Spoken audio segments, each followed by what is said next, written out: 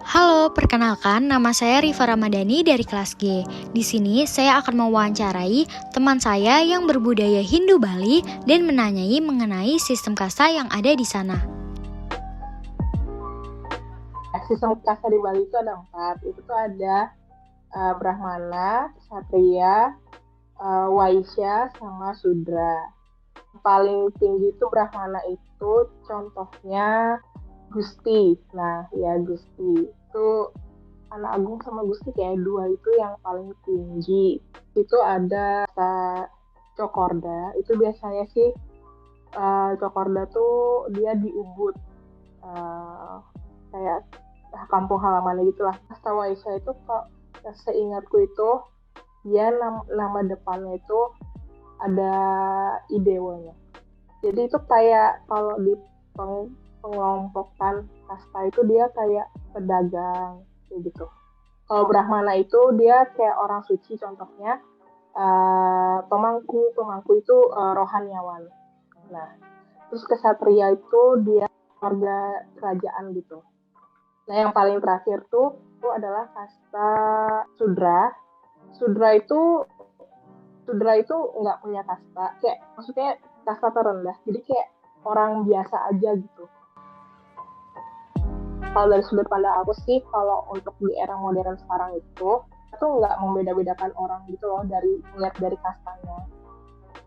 Cuman biasanya untuk dilihat dari kasta itu biasanya orang yang berkasta itu sulit banget kayak buat menikah gitu loh, karena mereka tuh biasanya dari orang tua mereka itu, maksudnya dari keturunan mereka itu biasanya menyarankan kayak buat tetap di satu kasta yang sama supaya nggak ada yang full kasta kayak gitu. Contoh yang paling kelihatan banget itu biasanya upacara pengabenan. Pengabenan itu upacara buat orang meninggal ya. Jadi biasanya kalau buat orang Sudra itu kayak tetap kayak di Arara, tapi kayak biasa aja gitu, kayak tandunya itu biasa aja. Sedangkan kalau buat yang biasanya orang berkasta itu mereka pakai lembu itu kayak kerbau, kayak tapi dibentuk kayak ogoh-ogoh gitu. Jadi rangkaian acara orang berkasta itu lebih ribet, maksudnya lebih banyak gitulah, lebih ramai juga kayak gitu. Bisa berhari-hari juga sih. Kenapa aja yang kelihatan berbeda. Potong gigi itu kita bilangnya matapah. Matapah itu sebuah upacara yang sakral banget. Jadi biasanya ini tuh buat anak remaja. Jadi potong gigi tuh bukan gigi yang dipotong sih, kayak lebih di amplas. Nah, giginya tuh kayak di amplas doang gitu, nggak dipotong banget. Nah, itu tuh menandakan kita tuh menuju dewasa gitu.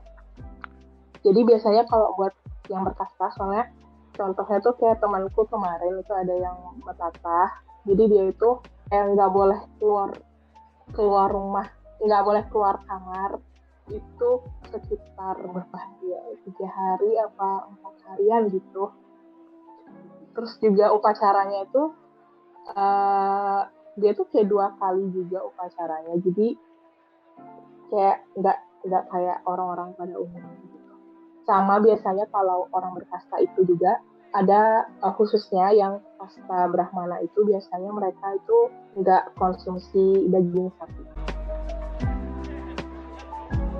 Melalui wawancara yang sudah saya lakukan, saya dapat membuka worldview saya mengenai agama dan budaya di Hindu. Selain itu, saya dapat melihat dimensi budaya di Bali, di mana dia menganut power distance yang cukup kuat.